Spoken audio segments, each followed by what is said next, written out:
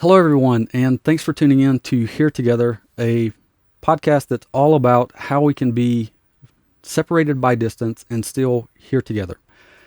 This week's episode is going to be great. I would describe her as almost indescribable. She is a woman of many talents. It's almost ineffable. And with that, I would like to introduce you to Sabrina Meyer. Sabrina, thank you so much for doing Hello. this. Thank you for having me. That was an incredible intro. Wow. I worked on it Thank you. hard. I'm very humbled. So, maybe we could start off with you are doing a lot of social media and social media marketing specifically in the event space. Is that a fair way to put it? That is correct.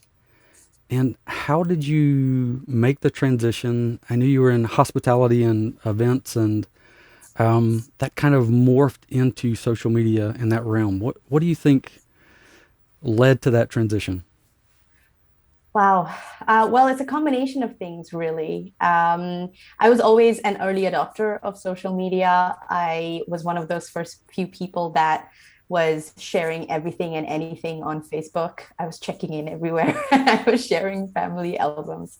Um, but I also integrated it a lot into my everyday for my job. I used to do venue sourcing. I was a venue sourcing consultant, and then I am a freelance event manager. I always say I was, but I still am. I just haven't done events because of the pandemic. So, I still am. And in that time, I used social media a lot in terms of creating content of the work that I've done, and of the places I've visited and of all the trips I've taken. So that was a lot of the body of the content that I would produce initially. I launched a YouTube channel in 2017 as a way to create videos of my experiences as an event professional for other event professionals, because I was trying to find an event planner to follow online, like a vlogger. Um, but after numerous types of Googling and searches, I couldn't find anyone. So I thought, hey, I'll become that person. And I went ahead and I started Hot Hospitality Exchange. And I created vlogs of all my experiences attending trade shows, forums, work trips, fam trips, an event for IBM that I ran for a week in Madrid, and the hotel and my experience and all of that stuff. So it was really, really interesting. And that's kind of, I guess, where it all started, in terms of me using social media quite actively whilst I was doing my day-to-day job of being an event planner. And then I saw it kind of starting to become a bigger and bigger part of my life. People and brands and venues and destinations started approaching me to do influencer marketing campaigns, specifically on social media. And it was always really a side hustle until the pandemic hit, I would say.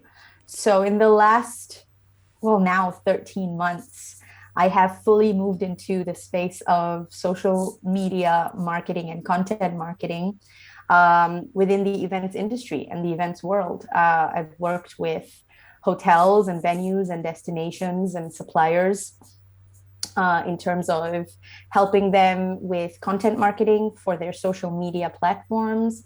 I've helped to come up with social media strategies for virtual events. I've worked with event professionals who want to increase their personal brand online using social media and content. So it's really, I guess, turned into my main hustle, and I absolutely love it. So that is now me. Awesome. So I guess, 2017 you started kind of vlogging, and I guess was it around 2019 you started actually interviewing people? I think I saw. It was, that's a very good question. No, it was actually 2020 I started 2020. interviewing people. So my first video podcast series like a consistent one, very similar to like a podcast like Yeah. this, where I was interviewing other event professionals. It was called EventProfs Together at Home. That was my first ever video podcast series, and it it really, I would say, would be the kickoff to all of this. I think if I hadn't done that, I wouldn't be where I am today. It literally was what changed the course of my career and my transition into this space. I know when the pandemic hit and everything shut down, I very quickly had to figure out what I was going to do next. And I thought, okay, I think, I guess I had a bit of foresight in that I was telling myself that, you know what, now everyone is going to be online because there's nowhere else for them to go. So this is my moment to take, advantage of that, create something now, and build on it. And I had no idea what it was going to be. I sat for a while. One thing I did do was I was collaborating with a lot of different event professionals that were already bloggers, or they're very well known in the Twitter space, or on LinkedIn, and I would correspond with them and connect with them and take part in projects that they were doing.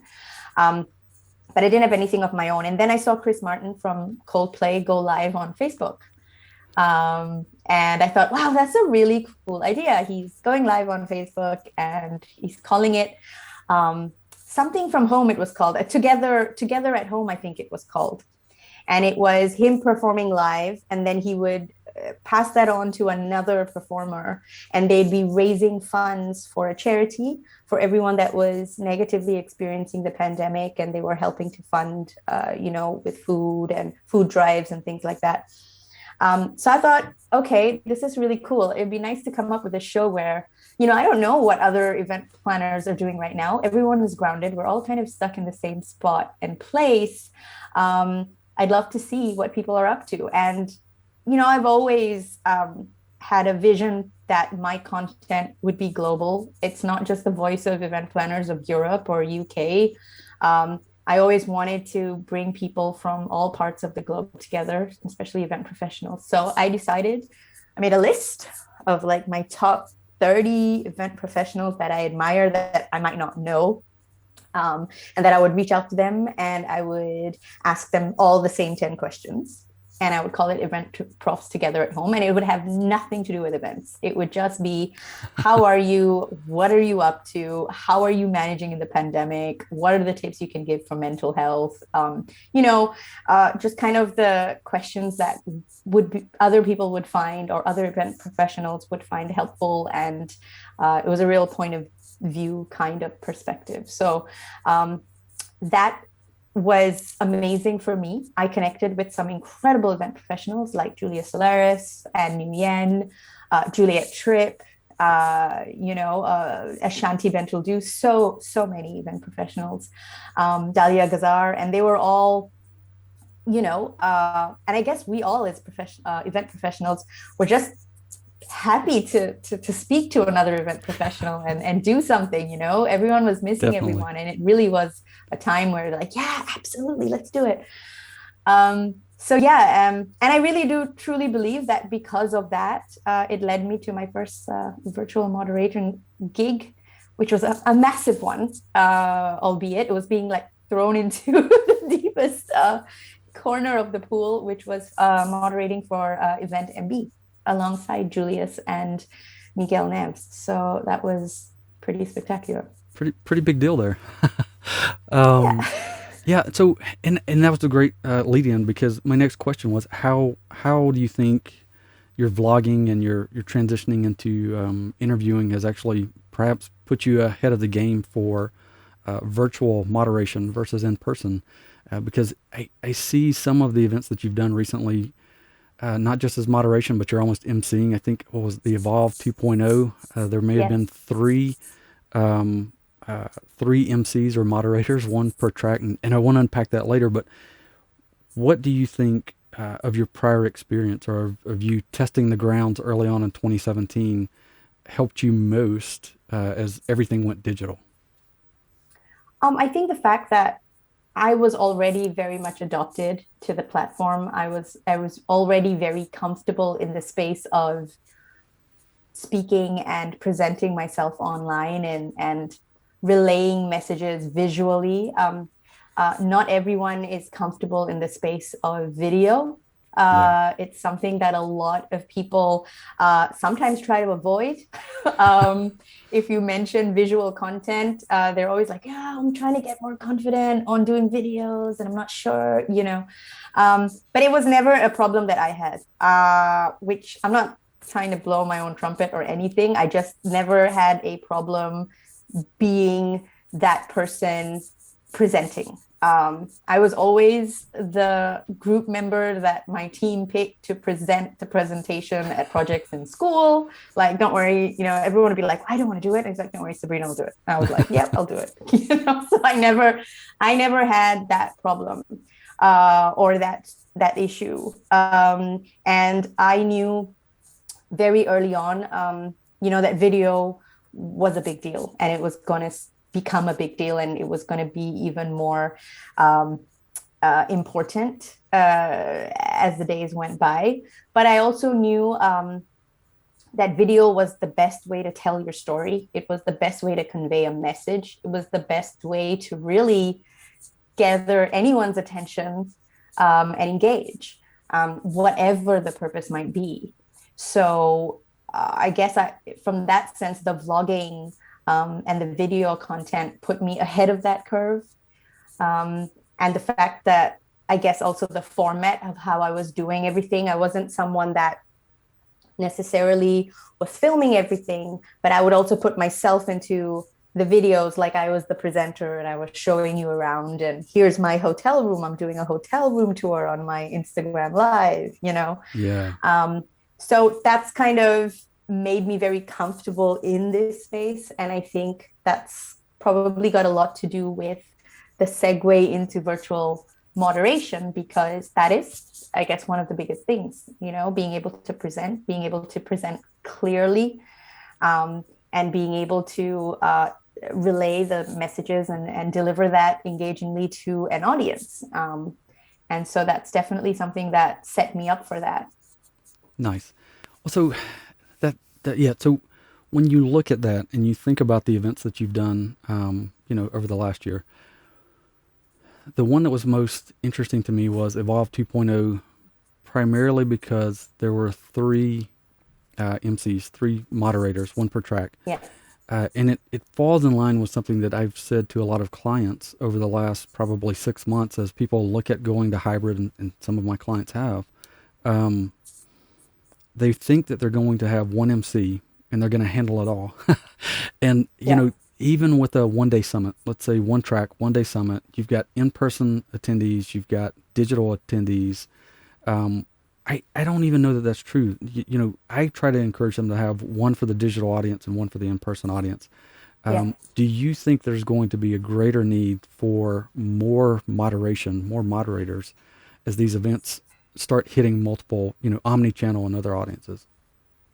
Absolutely. I think that, I mean, I almost want to say that having a moderator is essential. I think it is so important to have that one point of, you know, being able to direct the information and control the narrative and to lead and support the attendees through this event.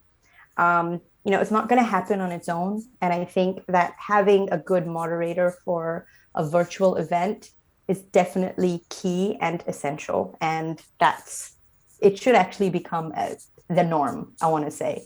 And for hybrid, and this is a very interesting question, I think, yes, you should have two different moderators because you're working with two different audiences. And having moderated a virtual event, and having seen a hybrid event moderator also work. They're two very different things because your audiences are very different. And so one really good example I can give of this very successfully done was actually convening leaders that took place in Singapore at the beginning of this year in January 2021. They had a global broadcast center set up in the Marina Bay Sands Hotel in Singapore. And for the hybrid audience, so the real in-person attendees, they had a moderator there on site. And then for the virtual audience, they actually had another moderator doing that side of things. And they flipped between the two. And it was beautifully executed. And I think it was a really great way to kind of tie the two together, but yet keep them separate so that the virtual attendees got the attention that they needed in the medium that was being delivered. That was good for that aspect of it. And the hybrid attendees, or at least the in-person attendees, were getting a different experience and someone dedicated to them. So absolutely, I think going forward, whether it's virtual or hybrid, having moderators is going to be essential. And so do you think, if someone were looking for a virtual or digital moderator, would that person be the same person as an in-person moderator? Or could they potentially, are those going to become diverging skill sets? I think there would be a lot of overlap. I think it's, I never thought I would be a virtual event moderator. I never thought that would be a skill set that I'd need to develop, or that I was unconsciously developing along the way. But I do think that there are some key things that you should have as a moderator, albeit in person or in virtual. Whoever is being picked, I guess when you're a virtual event moderator, it helps to know certain elements of virtual event production, because that helps you. You're not a stranger to it. Things like, what the rundown might be like, what certain lingo might be like coming in from the event tech team. You might know that there's a person talking to you in your ear. So should not be alarmed when this little person starts to talk and give you cues. Where to look, because the cues for virtual in terms of where you need to look might be very different to where you need to look if you're in a real in-person atmosphere. And of course, the cues, as well as the how do I call it? When you're reading off something, that's very different in an in-person environment than it is in a virtual environment. So yeah, I think there are certain things that virtual event moderators should have in addition to an in-person moderator, in-person events moderating. But I don't think that it can't be learned. Do you know what I mean? Sure. You can have someone that's really good on stage as a event moderator that could quite easily learn the tips and extra things that you need in order to be as proficient in the virtual space. The most important thing is that they are clear, that they are, engaging, and that they can relay the message that you need to be relayed. And that is, I think, for me, the three key things. Awesome. And that they have good internet, right? Absolutely. That is also vital. And that's obviously going to set you apart in the virtual world. Oh, goodness. Yeah. So, I would say you've kind of hit the large portions of it. And I guess the next question would be for an event planner who's watching this: how would I find, or how would I become, a standout virtual moderator? Very good question. Well, there's a huge opportunity at the moment because there are a lot of virtual events, and there isn't a lot of budget for virtual event moderators. So if you were looking to build up your expertise and you didn't mind getting not paid for it, there's a lot of opportunity to do that. So I guess it would be creating a body of work, first of all, in terms of showcasing your ability to be able to moderate. So say yes to a few, I would say, unpaid gigs, is what I would call them. And make sure you have access to the recordings of those gigs so that you can have kind of a virtual moderator resume, if you will. Sure. Because you're going to be able to, or you're going to need to be able to show them, your presentation style, because every moderator has a different presentation style. So build your body of work up first, paid and unpaid. If you can get paid, that is amazing. If you don't get paid, don't say no to it, because if you're building up a body of work, really feel out the opportunity first, because if it's something you've always wanted to do and an organization that you've always wanted to work with, doing the event for free at the beginning could lead into a partnership with you later where it does become paid. So that is important. And then also consistently delivering those key messages online. So if you're on LinkedIn, it's important to consistently, now and again, even it could be every 2 weeks or every week, one time, post something related to virtual event moderation, whether you're giving a tip, whether you are giving a little recording of some of your work, but start to use the video or the medium of video more frequently, because people also need to be convinced that you're comfortable in that space and it's not going to be awkward for you to moderate something. And so in a sense, build your thought leadership in that area. And that's going to help you to really become one of the go-tos for virtual moderation in the industry. Yeah, that's a great point. And when you're speaking of these, making sure that you have access to the video in a contract or whatever, it reminds me very much of speaker reels. Yes. And at the beginning of the pandemic, people were just like, please stop sending me your in-person reel. Clearly has no basis on what you look like on your webcam. Yeah. And so, from the branding side, since that's so much of what you do now, Yeah. do you think that people need to have a separate digital reel for those kind of virtual events versus their in-person or on-site events?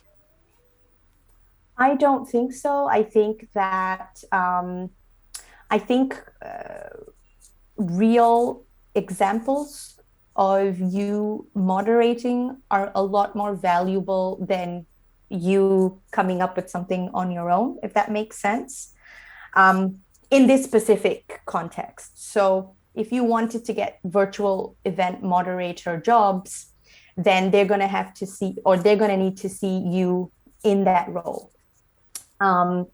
That's completely different to the content that you create using the medium of video.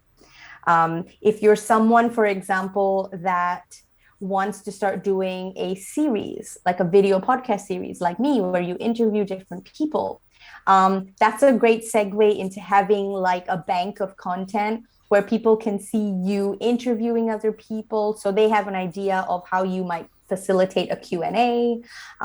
They might see you describing something, which so they know how you are like when you intro, or you might be cutting into a segment. So there's lots of different areas that you can incorporate when you create video content of your own.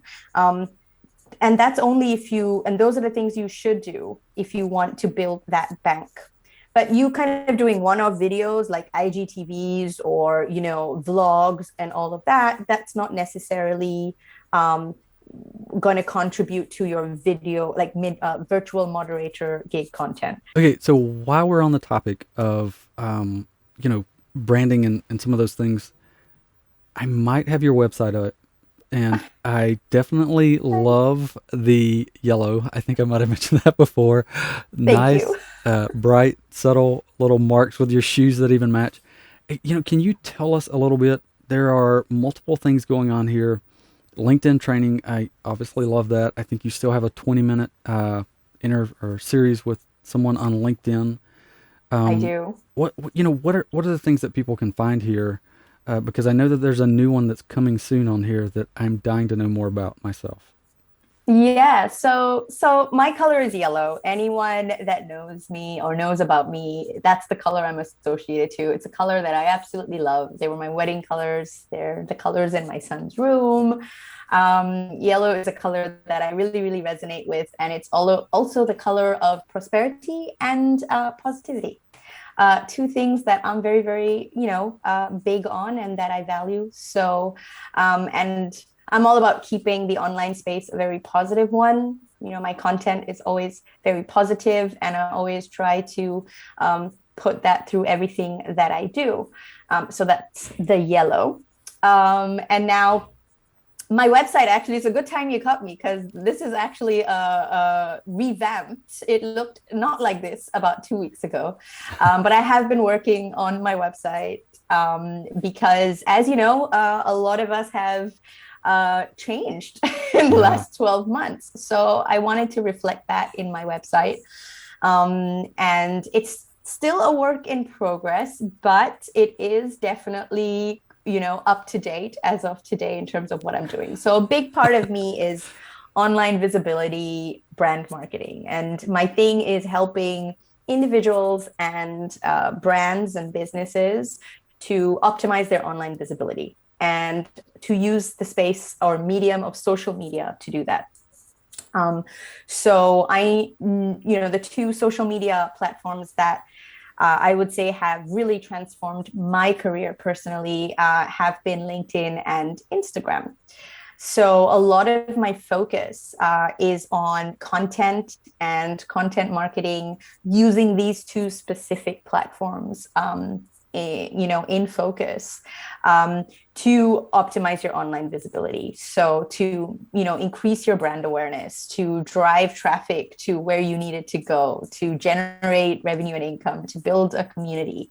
So it's doing all of those things using content and content marketing on these two specific platforms. So one of the things that is very clearly on there is that I offer LinkedIn services. I love LinkedIn. I'm a huge LinkedIn nerd. I literally post to LinkedIn like every single day. I love my feed on LinkedIn because I follow some incredible event profs. They keep me in the loop all around the world of what's happening all around the world. And I love repurposing their content that's coming, as well as coming up with my own content. That's been a very big strategy of mine in terms of visibility on LinkedIn. And I also know it's a very underrated space in terms of branding and marketing for event professionals and event companies in general. I don't understand why. I think it's an incredibly powerful platform that you can really leverage to increase your brand awareness and your inbound marketing, especially. So I think that it's definitely an area that I am going to be focusing on and trying to push in terms of getting individuals, brands, and businesses in the events industry globally to really level up on. So I offer one-to-one strategy sessions on LinkedIn. I offer coaching. So I've started doing a 3-month coaching program where you can work with me one-to-one, and I do it based on a minimum of 3 months, because with social media, you're not going to see growth overnight. You're not going to see growth in a month. It does actually take you a minimum of like 3 months to kind of really see a transition if you're consistently producing content that is purposeful and intentional for that platform. So it does take time to see that happen. So that's one of the things that I do. I also do a audit. So if you're on LinkedIn and you kind of want to know how to fix or optimize your LinkedIn page, I do audits on professionals pages, personal pages, as well as company pages, just to tell you the areas you should fix and work on, to help with the graphics. If there's a banner that you're not using, it's like free real estate, what should you be doing? And then I also do customized workshops for teams. So could be a small business or a big brand or a hotel sales team or an event agency's marketing team, where I put together a workshop to teach each employee as a whole how to really level up their presence on LinkedIn, because being a brand ambassador is a huge way to really optimize your visibility on LinkedIn for your company. So if you have a team of 5, you could really skyrocket the visibility on LinkedIn if you all banded together and just really banged out incredible content on LinkedIn for your company. So Interesting. Yeah, that's a good point. Okay, so I have to ask about this next tab. I have to know. I have to know. get visible collective. I, what is this? It's coming What soon. is this? Yeah, it's coming soon. So I've always wanted, I have an incredible community of event professionals that I'm connected to. And we lean on each other for lots of different things, not just, events. And they have really gotten me through this 12 months. But I also know that community is an incredibly important and strong force in accountability and getting something done. And I wanted to have a space where individuals and businesses, individuals and businesses or suppliers within the events industry globally could become a member of and have access to social media and content management and marketing resources and tools. So they could skill up on content management. They could skill up on techniques, on hacks, all sorts of content and resources online, from templates to monthly workshops and master classes on specific topics and areas. So it's a vision of mine that I'm hoping to launch this year, hopefully soon. It's still a work in progress, but it will be very much like a membership that you can be a part of. And within that membership, there will be access to a lot of different resources and a community of like-minded professionals that are all hoping to level up in the space of social media for themselves personally, for their personal branding, but also for their businesses or their organizations. So that's kind of the idea behind it. Interesting. Okay, EventProfs, you heard it here first. Go sign up over there. I'm interested. I'm signing up. Okay, maybe you heard it here second, because I'm sure it's on her Instagram. This woman's Instagram is crazy. I think she and Juliet Tripp are in a competition we don't know about. I'm not sure, but it's amazing. So with that, are there any questions that I kind of I've missed in this? Gosh, probably close to an hour, it feels like. I don't know. I mean, I don't think so. I think, I love talking in general. So, we're good there. But yeah, we touched on social media. We touched on content marketing. We touched on virtual moderation. We did also touch on my passion for LinkedIn and Instagram. So that's key. But yeah, I mean, I guess, gosh, I have my one message to everyone is don't pigeonhole yourself. Very good. Because just because we're event profs doesn't mean that we're capable of many, many significantly huge other things. We could be event professionals with a passion and expertise in wellness. I know we can be event professionals that are pushing forward very important causes like diversity and inclusion. We could be event professionals who are superstars in the space of goal setting and personal development, like Juliet Tripp. We could be event professionals who are incredible in event tech, like Dahlia and Ashanti Bentildu.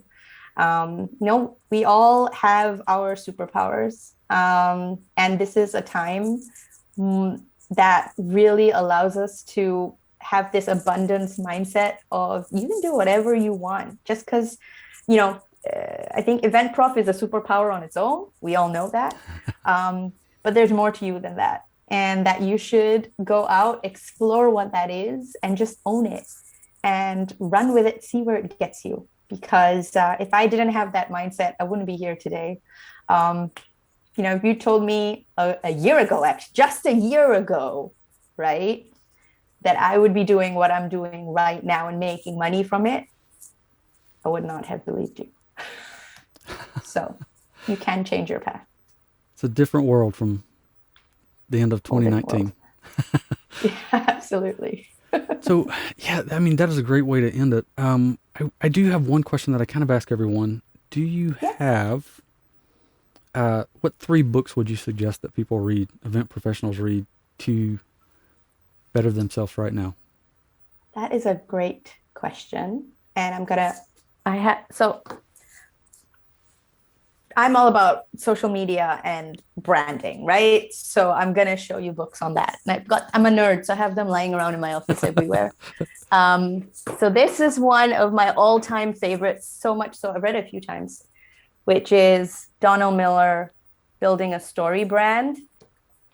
Incredibly, incredibly powerful book on storytelling, and actually storytelling for your brand. How do you make your brand impactful and get people to really, believe in it and tell great stories. So that's one. Number 2 is, if you are big on the space of, or you want to level up in the space of social media, Guy Kawasaki, The Art of Social Media, is a very big one. I'm a big fangirl of Guy. So I've read everything that he's done. And he is now heading up Canva, which I live on. And if you are an event prof, you probably live on it too right now in the space of social media. So you know that, this book gives you power tips. Even though you're not a power user, it gives you some great insight and tips to that space. And my third book, do I have it here? I might not have it. 1 second. I'm just gonna look. This is a book I really, really enjoyed. It's a New York Times bestseller, and it's called Contagious: Why Things Catch On. So it's about how you, I guess, engage.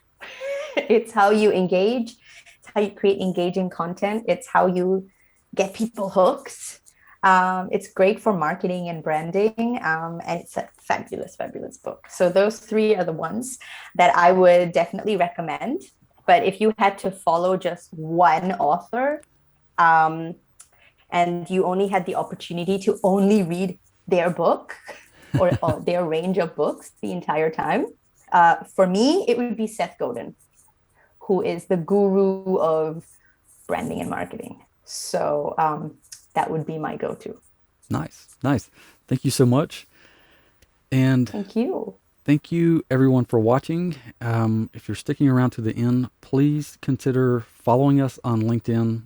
This is being posted on our LinkedIn page, so jfloyd.co, and you'll get announcements or notifications when new videos, either here together or our digital events quick tips series or other videos, are available. And we'll continue to provide you great information from amazing people like this woman. So with that, thank you, and we'll see you next time. Thank you.